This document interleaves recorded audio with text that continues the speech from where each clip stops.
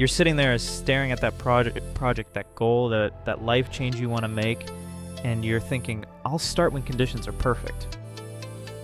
But look around you. How's that working out? Still stuck in the same place, aren't you? Perfectionism isn't some badge of honor. It's a prison you've built for yourself.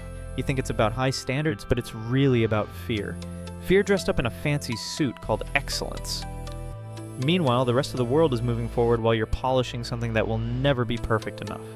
Here's the uncomfortable truth nobody wants to tell you. Perfectionism is just procrastination with a college degree. The secret to actually making progress isn't waiting for perfect conditions or creating the perfect plan. It's embracing the mess, the discomfort, the inevitable failures that come with actual growth. First step, set embarrassingly small goals. I'm talking ridiculously tiny. Want to write a book? Start with one sentence, not a page. One sentence. Your ego will hate this, but your ego is what got you stuck in the first place. Second, implement the 70% rule. When something is 70% ready, launch it, ship it, and share it. The remaining 30% will cost you 90% more time, and nobody but you will notice the difference anyway. Third, schedule imperfection sessions where you deliberately do something poorly. Make ugly art. Write a terrible first draft. Cook an experimental meal that might taste awful. Build the muscle of being okay with less than perfect. Fourth, track your failures of action versus failures of inaction. Regretting what you did is temporary. Regretting what you never attempted follows you forever.